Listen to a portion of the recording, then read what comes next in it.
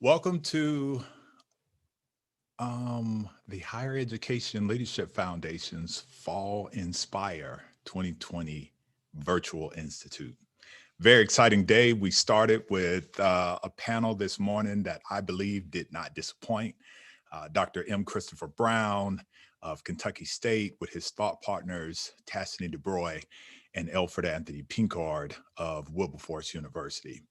I believe, as we say at H.E.L.F, the day gets better and better. They build upon one and the other. This at the 11 a.m. Eastern, 10 a.m. Central Time is the Health Impact Reflections from our Health Fellows, a podcast that is led with our thought facilitator, Dr. Colette Pierce-Burnette, President and CEO of Houston-Tillotson University. Welcome, sister. Good morning, my brother. Dr. A. Zachary Faison, President and CEO of Edward Waters College, really special place. That's my alma mater. So that is my president coming on to this space. Mrs. Maxine Greenleaf, the Executive Director for Marketing and University Communications at another one of my alma maters, Jackson State, the I Love University.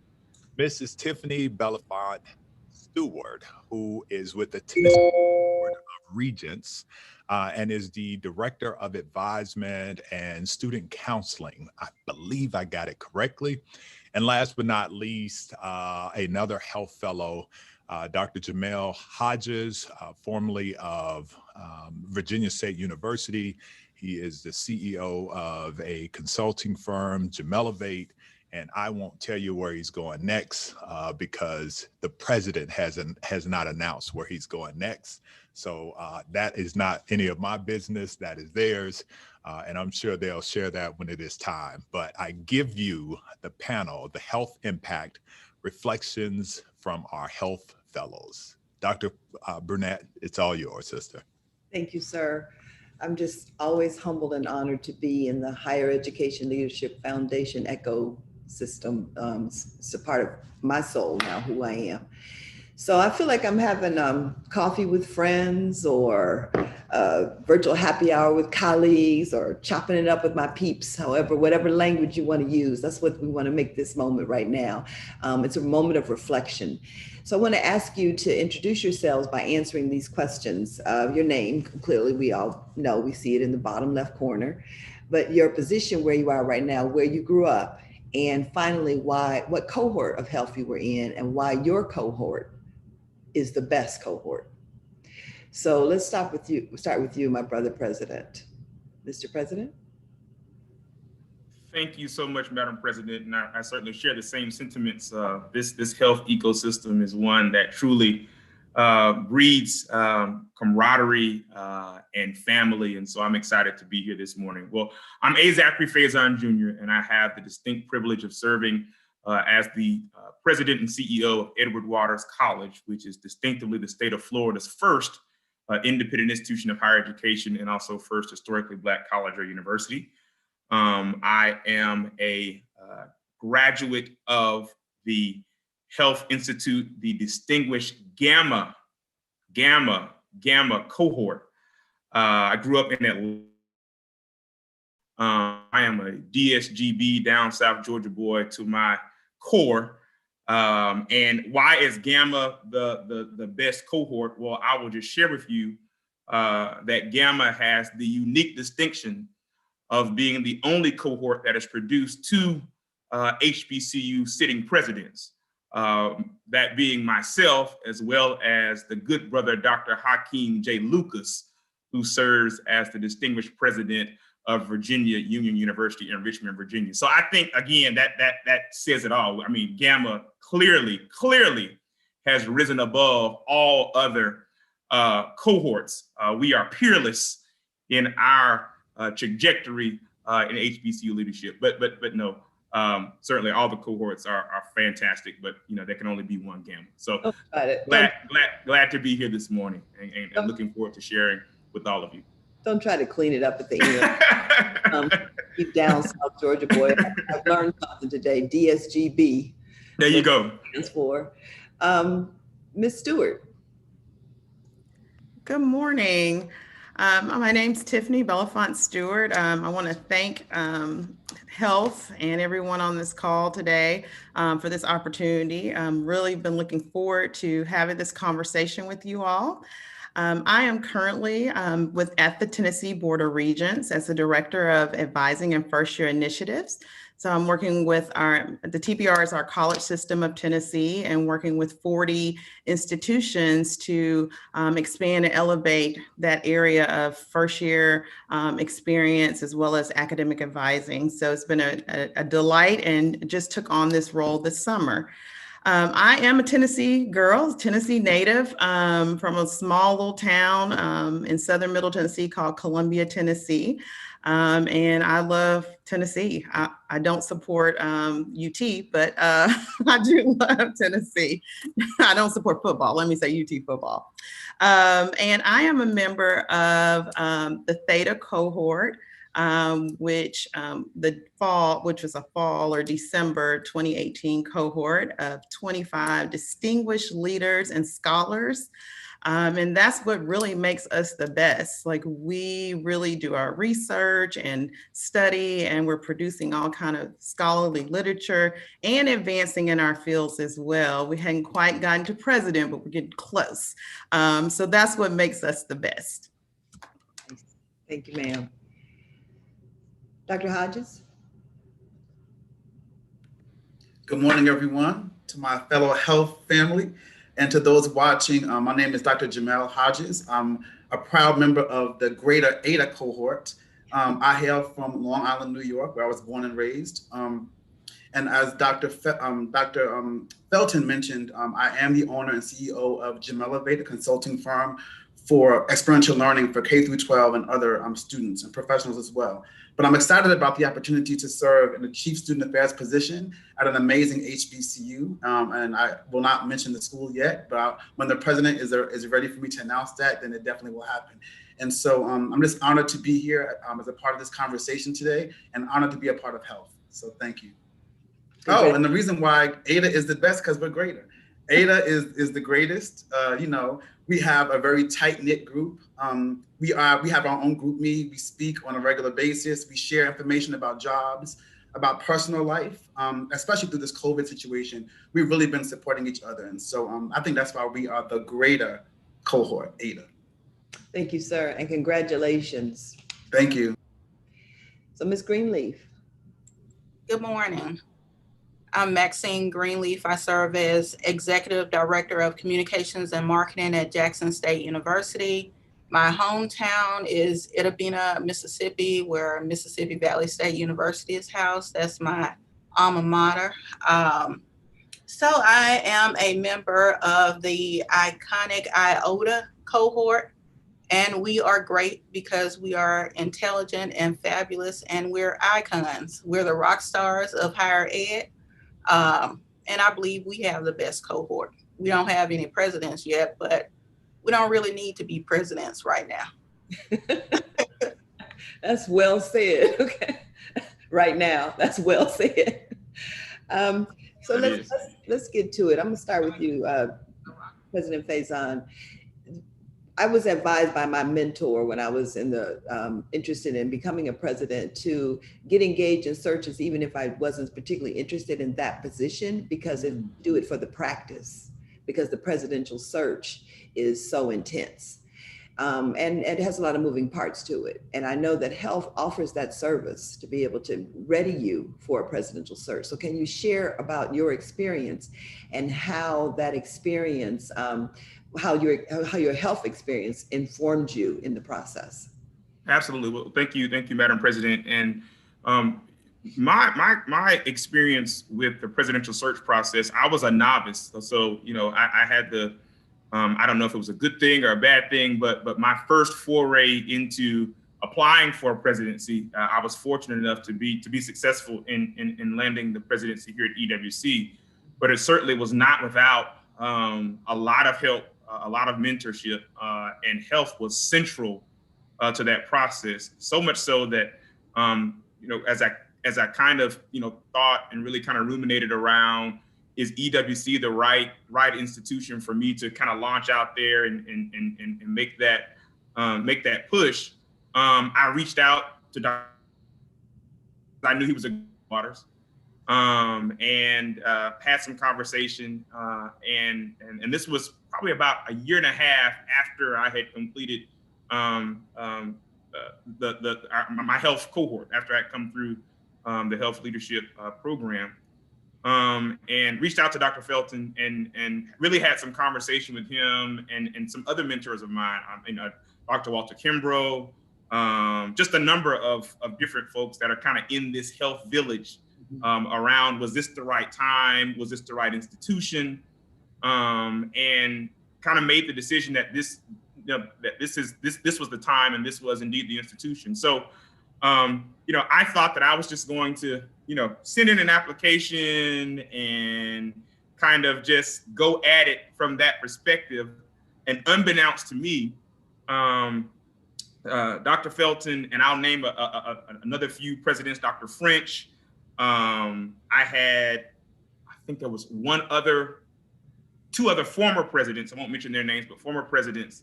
They actually said, okay, if you're going to do this, then you've got to do it right. And I said, okay, well, what does that mean? They said, that means we're going to give you a date. You're going to fly in to this particular city. And you're going to go through an entire day mock interview, like you're interviewing for the presidency. I was like, whoa, wait a minute. What do you mean? And so literally I had 3 current presidents, and I hope Dr. French won't mind me sharing. He pulled his entire cabinet, his provost, all his VPs, and pulled me into a room with 2 other sitting presidents and also a former president, and literally raked me over the coals for about 3 straight hours.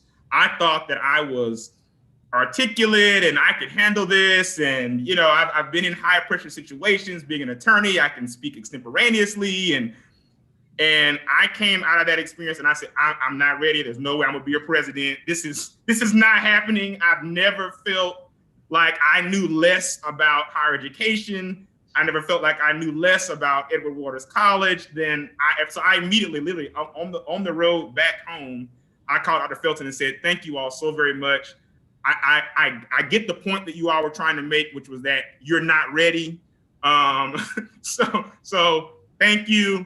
I know I need to go back and do more work. And he was like, no, that wasn't the purpose of the exercise at all. The purpose was to divulge where you were weak, where it is that you can, strengthen your candidacy. And I say that they made it so hard. I kind of analogize it to, athletics, where you want practice to be so hard that when you get there for the game, it's like nothing, because you've been through such a rigorous process and practice. And that is exactly what my experience was, they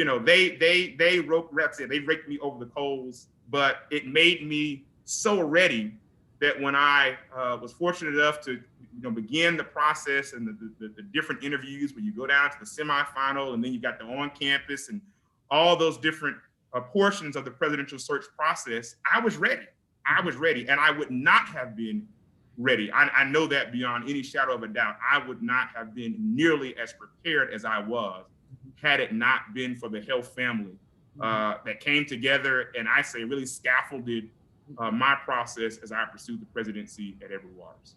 There's such power in your testimony, especially using the word scaffolding. They really did. Image. Yeah, that's super powerful. I appreciate that. And that actually segues me into the next conversation to you, Jamel.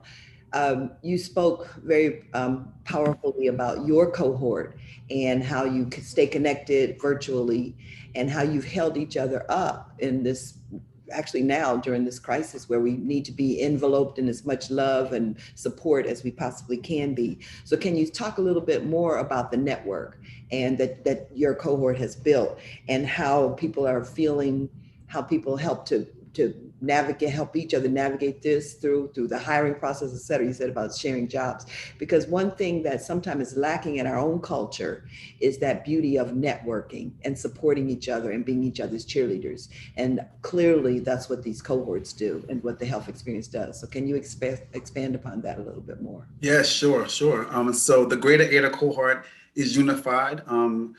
We met in the summer of 2018, and we've been tight ever since.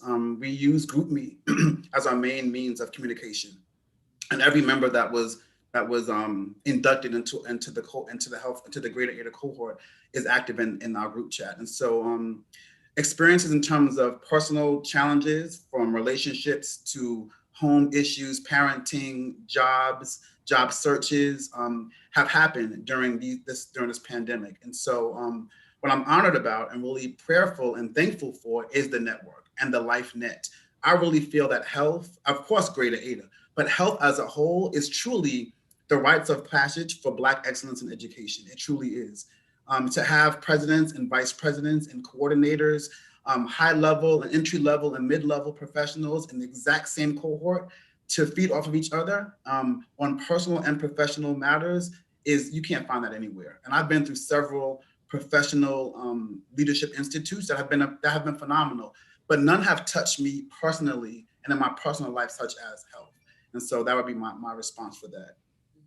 Very nice, thank you. So Tiffany, in keeping with that theme about the power of health as a leadership institute, we all go through all kinds of professional development through our jobs, and you are classic hometown girl does good. Because for you to grow up in a small town, well, all of you are, we all have our story, but I'm going to put the spotlight on you right now. For you to grow up in a small town in Tennessee and then end up working at the Board of Regents for Tennessee, there's a lot of power in that. So I'm sure you've had a lot of professional development courses, mentoring, et cetera. Why would health stand out for you as you compare it or mirror it to other professional development opportunities? What made health stand out for you?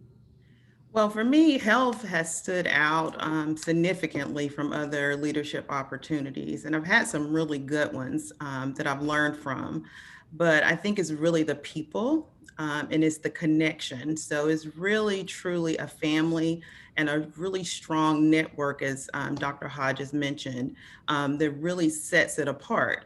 I'm too in the health group B. We have a Mo Beta Theta group B as well. And we get a lot of messages, and it's comforting, especially during this pandemic, to have a group of like-minded professionals who are really moving the needle despite all of the challenges that we're facing. We're all enduring some type of trauma or negativity or some type of experience right now, and so it's easy to lose focus. Like, how do you stay focused on the work of higher education when you're trying to do virtual learning for your children, or you're dealing with family members who are ill or sick or who've lost a job?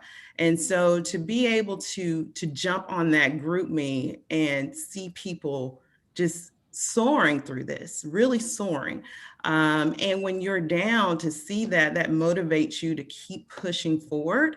I heard, and I don't remember who said this, but they said, never waste a good pandemic.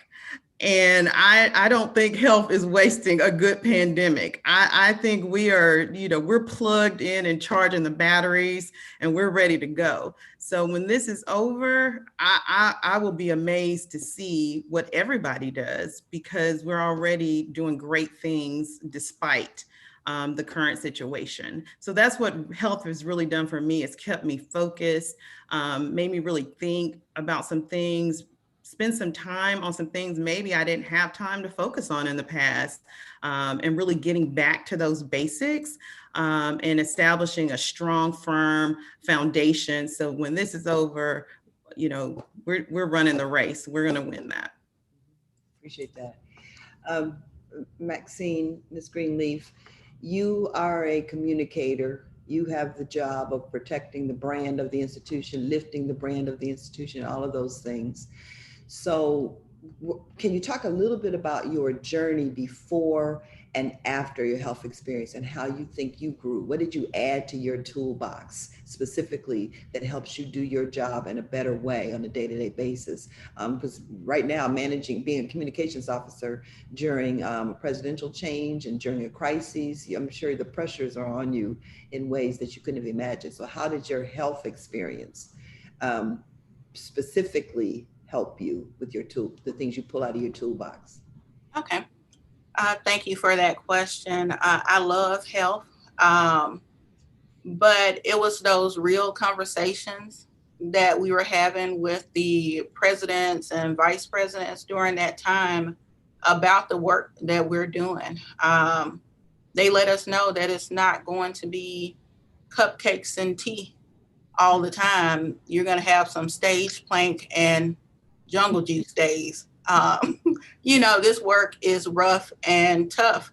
But health allowed me to rededicate myself to this work. I always known why I do the work that I do, and that's to elevate the stories of our HBCUs. But it was just me taking a step back and getting re-energized about the work that I'm doing. So when the pandemic came, it was like, okay, this is one of those stage plank and jungle juice times that you really need to bear down and focus on continuing to cut through the noise to tell those stories, especially about the work that our folks are doing during the pandemic. We've told many stories from what our students are doing on the front lines to what our alumni are doing. So that's how health really helped me out. It allowed me not to buckle under all of this pressure. Great. So I have a question that I want all of you to answer. We always have these expectations when we sign up for leadership institutes or professional development opportunities. Sometimes they meet our expectations, sometimes they don't. So can you share specifically how the health experience either met your expectations, exceeded your expectations, or did not meet your expectations in some way? So can you talk to us a little bit about that? Dr. Hodges, I see your finger on the trigger. You ready to go with that one? So, want to kick us off on that? You're very observant, President Burnett, Madam President. I would say that from the minute I walked into the door, literally at Kentucky State University during my health experience, the program exceeded my expectations. Number one, we lived in a residence hall, which I think was a perfect example of, kind of putting your money where your mouth is and really being a part of the process. That was very unique and very intentional, I'm sure. And so to have Dr. Felton and Dr. Williams walking in, with their sweats and sneakers on, like, hey, I didn't know who was who. I had never met anyone before. And so walking into that space with these strangers who all were just as excited and anxious as I was, I'm sure, but to see the openness of personality, the willingness to be a part of a process, and the respect that we each gave to the Institute, being 100% present, having presidents such as you and other phenomenal leaders in the Black education space to sit down and speak with us in close proximity, to have former health professionals and members come in and be the prophytes of the process, and so to speak, and to bring us into this experience were all very symbolic, even to the point of having this pin that we wear to represent health. It definitely exceeded my expectations. I went through a storm in my personal life, and health was right there to support me in more ways I can ever explain.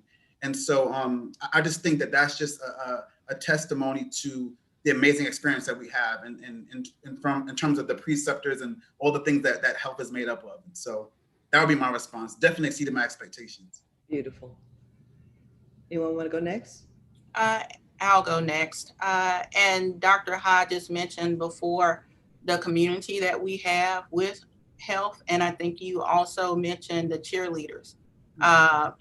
Anytime we achieve anything, your cohort are the first ones to be right there, you know, rooting for you and things like that. GroupMe has been very helpful in staying connected, especially during these times. But anytime that we need assistance, your cohort or the greater health group, they're there to support you. All you have to do is drop a message and somebody's going to hit you right back.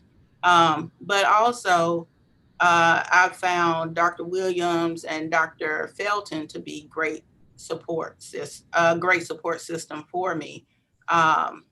You know, at the end, I think it was during our rededication ceremony, they gave us their cell phone numbers and email addresses and things like that. And, you know, oftentimes, you know, people will do that, but, you know, and they're saying contact me at any time, but they don't really mean it.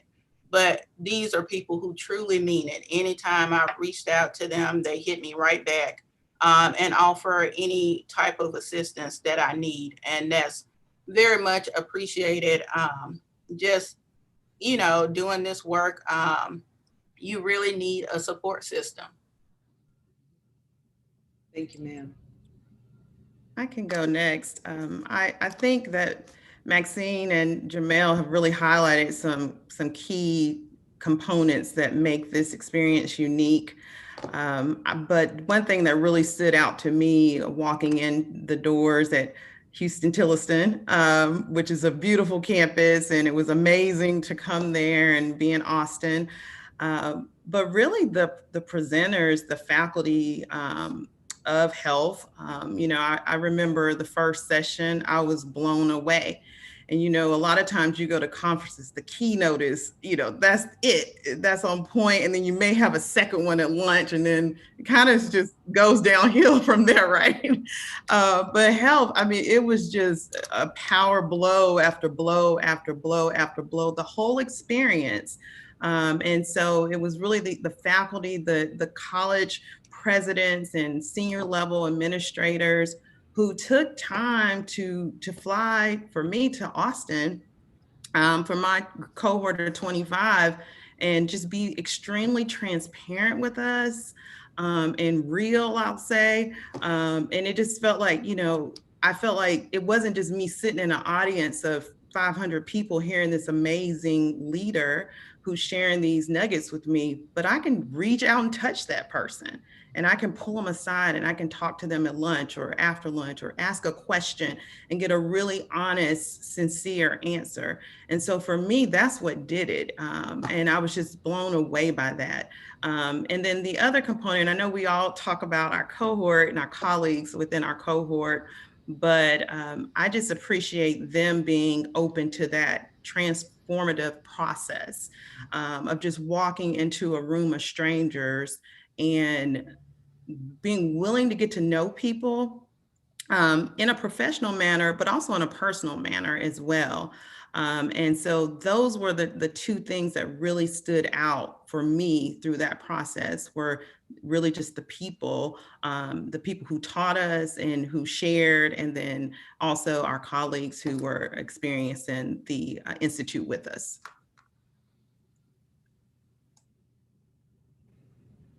Yeah, so I mean, I won't say too much more. I think, you know, Dr. Hodges and Dr. Stewart and Mrs. Greenleaf have, I think, really kind of encapsulated what the experience really is. The only thing that I will add is, when I think about my initial kind of feelings post my health experience, there are two words that come to mind. I think relevance and reinvigoration. The relevance of the topics, the seminars, I think were just exceeded all expectations. You know, I, like many of you, have had the opportunity to, you know, whether it be, you know, Harvard's IEM program or the Millennium Leadership Institute with ASCU, which, I mean, they're all wonderful, taking nothing away from any of them. But the one thing that stands out in my mind about health is the particularity around the HBCU space, and the uniqueness of it, and how do you navigate that space versus some of the other programs, when you're in some of those programs and you're hearing about some complaints, say, well, yeah, well, my budget was cut from 10 million to 8 million. I don't know what I'm going to do. And you're sitting there like, are they serious? I mean, and so the relevance of the discussions and how do you navigate when you're wearing 4 and 5 hats? I mean, so the relevance, and then I think again the camaraderie and the family and the synergy that you feel from your colleagues really was a place of, I think, great respite and reinvigoration for me. At the time, I was a vice president for enrollment management and student affairs, and having the opportunity to have exchange with other practitioners within the enrollment management and student affairs space, as well as the multidimensional aspect of the different professionals that were there. I mean, I can just, as I think through my cohort, I mean, folks like Amber Davis, and of course I mentioned earlier, Hakeem Lucas and Stevie Lawrence, and folks in the professoriate like Sidney Freeman or John Michael Lee in advancement, or Jason Cable in athletics, or Rashonda Mahone in institutional advancement. So, I mean, the fact that there was such a multidimensional group of practitioners and professionals in the space, I think, again, just augmented the experience on the whole. So yeah, it was certainly exceeded all expectations from my perspective. Mm-hmm. You, well, all of you actually have highlighted some things that I think are super powerful about the camaraderie and about the personal side of it, because you are not, when you excel to the presidency position, you are not the presidency, you are just the president. Like in my case, my institution is 145 years old, so it's going to keep on sailing, and I'll be one of the pictures on the wall. But what I gave of my life in that moment is to elevate the institution and the students that it serves. So I am not a health graduate. I'm a self-proclaimed member of the ecosystem. I told Herman, if he doesn't invite me in every time, I will find him. I know where he is. Madam President, we're not letting you go. You in now. You in. And same thing with Dr. Williams. I mean, just Dr. French, Dr. Picard, just everybody. So I want to talk about the founders for a moment, because these are people that are doing this as an extra. It's not their job. It's not something that they do, but they do it so well. And there's so many tiny things that are intentional that you don't appreciate. Like, for example, going to the different campuses that you go to, moves around. We don't always end up in DC or, Atlanta or Charlotte, the place that everybody has their conferences. There's power in that. Even using the Greek letters as a cohort. That's cultural, that helps people lean into it. So we're doing reflections now to this current cohort. So we're pouring into them. We're pouring into these vessels. You are a vessel pouring into these vessels. So can you share something about one of, or whatever, however you want to do, one or two, the founders that has touched you most as an individual? These people who are lifting health to another whole level in ways, because they are truly growing our own. So can you let's talk specifically about the founders, because this current cohort, they're going to get out of it what they put into it. And you know how you start early in the day, you don't really understand the impact of it. So we want to make sure that we're pouring into them the power of the people that they're going to be interfacing with during this time. Anybody want to start with that? One or two founders, specific story you have about a founder. I'll start. Okay. Go ahead. No, go ahead, Ms. You're Greenleaf. fine, Dr. Faison. We Ms. Greenleaf and I go back to Itabena. We served at Mississippi Valley together, and it's so good to see her again. No, I'm going to defer to you. Good to see you too. Okay. Well, I'll tell a quick story about Dr. Felton. I'm not sure what I was dealing with at the time, but I think there was just a focus on self-care, making sure you're doing what you need to do to take care of yourself, physically, mentally, and emotionally. And that really touched me because he didn't have to do that. And it was just a casual conversation, but I think that was kind of like an underlying theme when we were going throughout our journey with the iconic IOTA cohort. You have to do things that serve you and benefit you while you're helping others along the way. That self-care is very important. You can't take care of your institution if you can't take care of yourself first. It's like put the mask on yourself first, and then you can do a better job taking care of your institution. And that was woven throughout. That is woven throughout every cohort I've participated in. Yeah, I'll just say I really can't pick one founder or one story. It's like having to pick your favorite child. So I mean, when you think about Dr. French and Dr. Pinkard and Dr. Williams and Dr. Felton, I will say each of them have.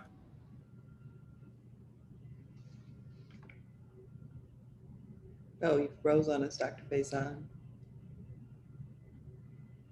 Dr. Stewart, while he's frozen, you want to go jump in? Oh, there you go. Oh, my bad. Okay. I'll say that they are all in their own right superheroes, because I don't know. I mean, all of them are, but particularly Dr. French, Dr. Pinkard, and Dr. Felton, who are leading institutions, they never, I think you heard Ms. Greenleaf say, anytime you call them, they always, literally, always, they hit you like right back. How they do that, because I know I call them all the time, how they do that for all of the cohort members and still are, peerlessly running institutions, I have no idea. But they are very genuine and authentic when they say, hey, if you need us, if I can be of support to you, I'm here. And they say that and they mean that. And so I think that's what really stands out about the entire group, more so than anything. I mean, just the other day, I called Dr. Williams. She got on the phone, called me back. Then like the next day, before I could call her to follow up with her, she was following up with me. I'm like, don't you have a job? But literally, that is her job. They are committed. The level of commitment is not even the right word. It is a calling. It is something that they are called by Almighty God to do. I really believe in terms of incubating this leadership space at historically Black colleges and universities. So they are just an amazing, amazing collective. And they look good the whole time. They look good. And they look good too. So I remember looking at, you're scouring the website when you find out you're selected. And so I see these pictures of the co-founders. And so when I arrive at H.E.L.F, I'm thinking, okay, where's the committee? Where are the people, where is this group of people who's going to plan and coordinate? And it's them. I mean, they're doing the work. And I was amazed by that. And I said, oh my gosh, we have President Felton and President Pinkard and all these, and Dr. Williams running around, and they're carrying the markers, and Mr. D's. And so I was amazed to see that. And they really are servant leaders. I'm like Dr. Faison, I don't know how they were divinely appointed to do this work, but they were. And they really take on that responsibility seriously, even to the point of you can send them a text or call them, they will respond.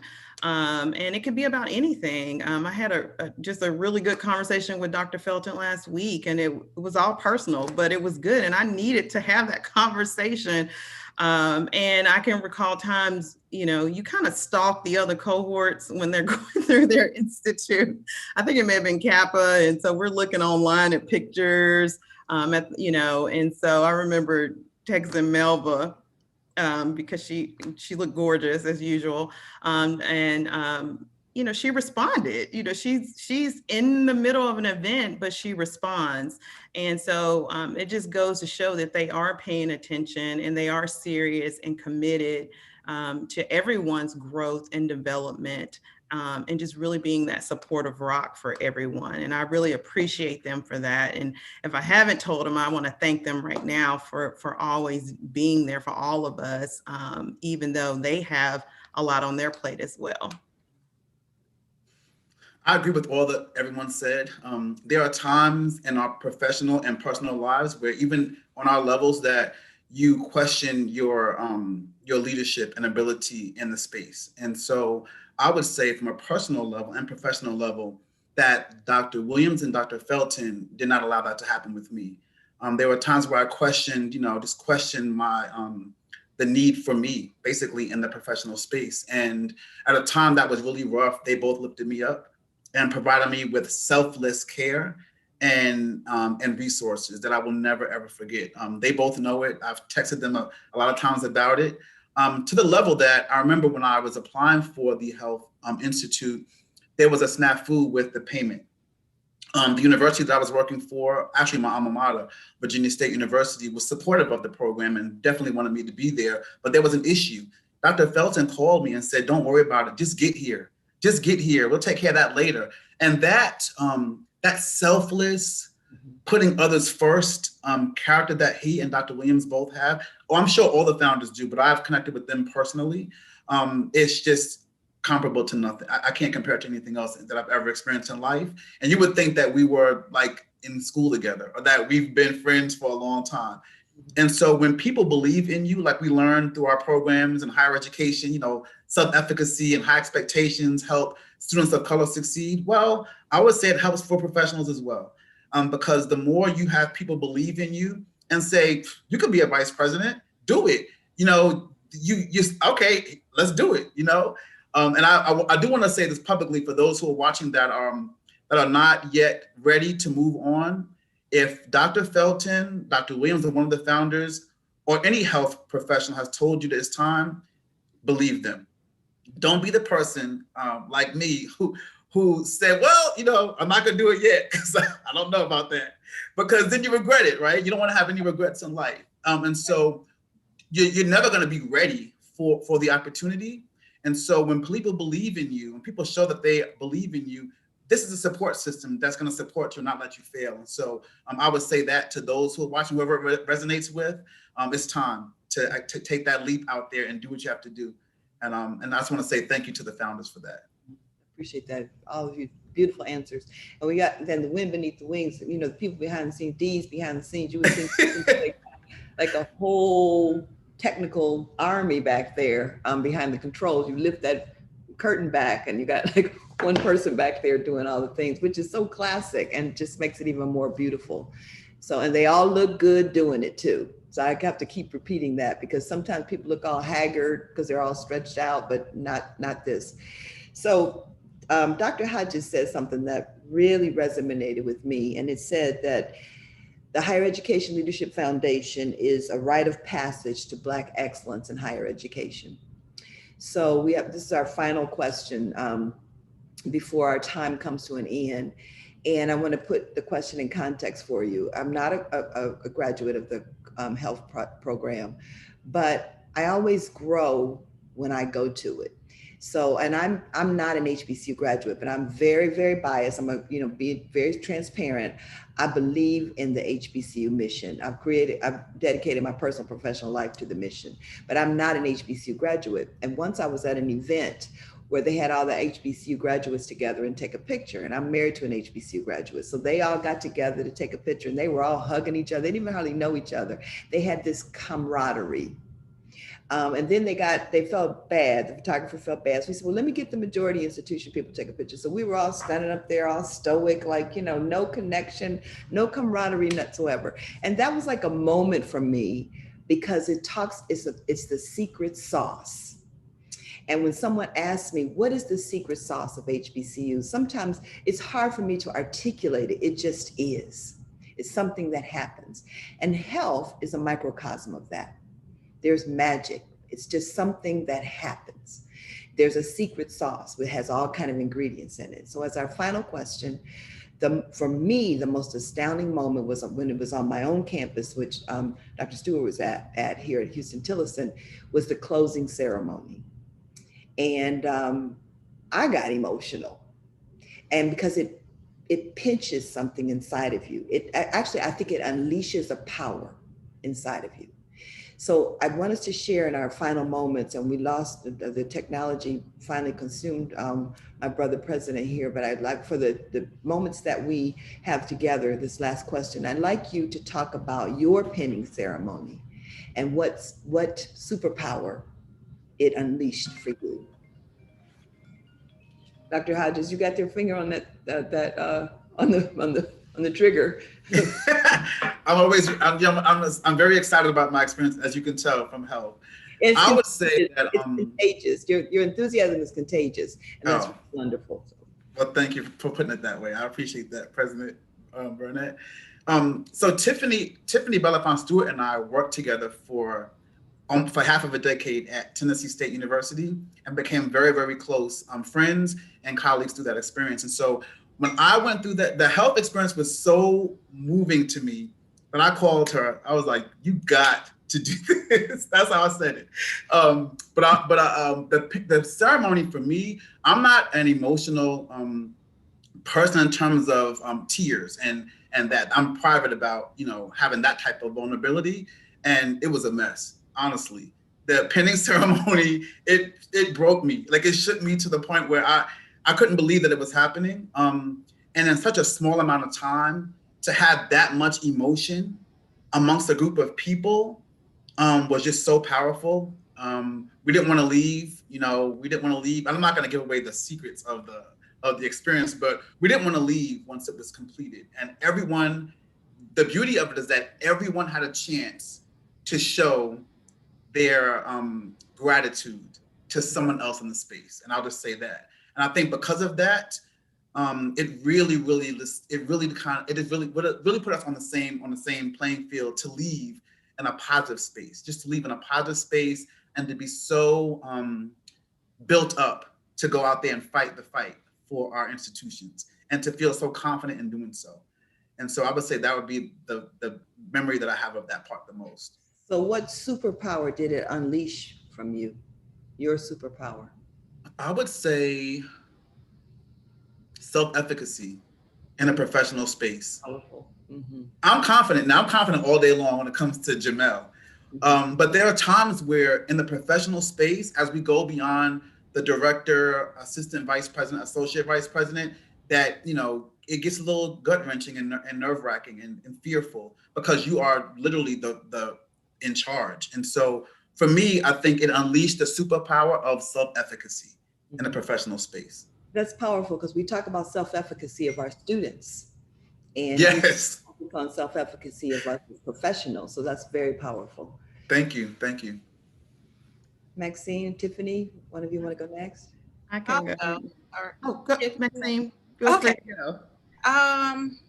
Yeah, it taught me that it's okay to be vulnerable because, like Dr. Hodges mentioned, I'm not the one to be sitting there crying and showing my emotions and things like that because, you're always taught that as the leader, you have to have this hard shell on that no one can penetrate pretty much. And that experience taught me, I knew some of the folks there and had gotten to know some during the process, but it taught me that it was okay to be vulnerable as a leader and to just really be real with folks, give them the facts and always be honest. But the superpower that it, I guess, unveiled a little bit more in me was introspection, to make sure that I'm digging deep and looking at myself as I lead others and as I advise others. Nice. I do think Dr. Burnette, I'm sorry, Dr. Faison's trying to, I'm not sure if he can get if there's a host that can let him back in. Okay. I think he's trying to get back in. He's actually trying to but he's locked out. Okay. So, I don't have that kind of power. I'm in a Zoom square like you are, but they can hear us. Dees and Herman can hear us. So Tiffany, you want to wrap us up? Sure. So I was just going to add, as my colleagues have stated, it is an emotional experience.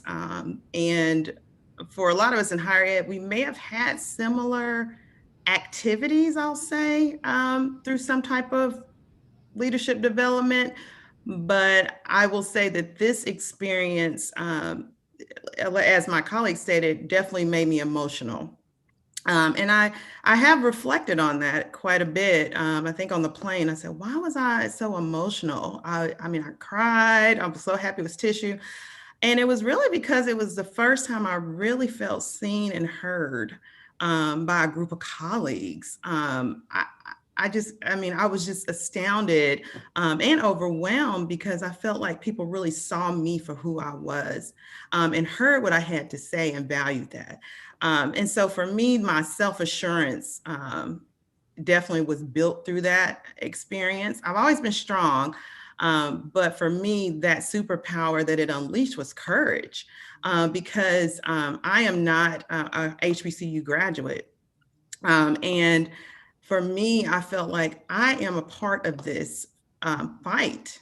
And it just unleashed this courage in me. So when I got to work and I would hit the wall, or, we had an extremely difficult challenge, I was like, you know what? I know who I am and I know what I'm sent here to do. And so I just worked harder, and I talked to people and I tried to find solutions. So it really did unleash some courage in me. And even though I'm not in the space currently, I'm still a huge supporter and advocate. And in anything I can do to support HBCUs, I do that. And so it's just been just a rewarding experience to walk away from health feeling seen and heard, and then developing real courage to fight and support and advocate for HBCUs. So as we wrap it up, I'm going to take a moment of privilege as the facilitator. I'm proud of all of you because we're in good hands. Like Dr. Hodges said, rites of passage to Black excellence in higher education. Tiffany, we need you at that table to serve it up when necessary. And we're just in good hands. And H.E.L.F is a purveyor, convener, and a distributor of hope. And that's what we do in education. So congratulations to each of you. I'm going to be watching your stories unfold as they unfold into greatness way beyond any of you can imagine. So Herman, thank you for the opportunity for me to facilitate this and for all that you guys do. And you guys are looking good at the same time. Well, you are, as they say, 10 toes down with H.E.L.F, my sister. And you've been with us from day one. And you have opened your campus to us. You are not just a partner, but a sponsor. And we're grateful. And we know that this work for you is serious. You have really embodied this simple notion about the charge to keep for those who come into this sacred space. And so, we are forever grateful. I do have my sneakers on today. I thought about you.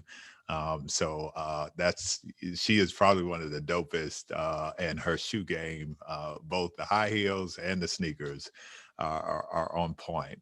We're grateful for you, and continue to bless, ask God for his blessings as you lead Houston-Tilliston. And to Dr. Faison, thank you, brother. Maxine, Tiffany, and Jamel, you all are reflective of the greater populace of the H.E.L.F Fellows. And we're grateful that you all took a chance to come see what some people who had the audacity to run to a void, fill the void, and try and occupy that void.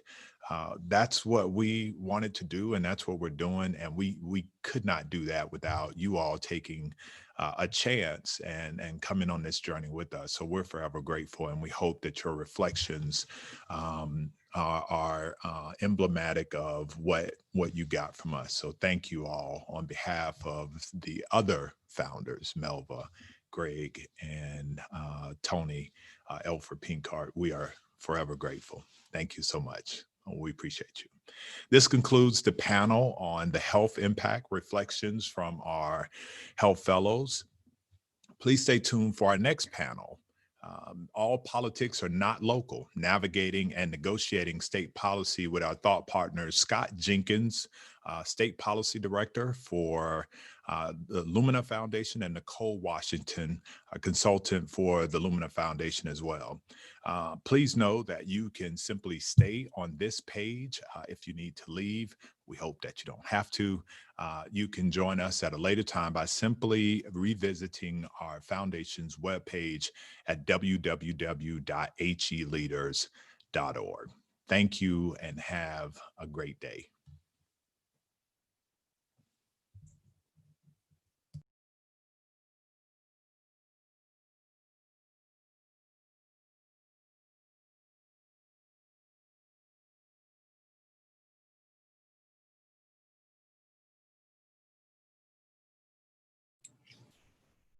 I guess we're done. Y'all have a great day. Bye, everybody. Have a great It was day. an honor to be with y'all today. Awesome. I know. Bye. All right, bye-bye.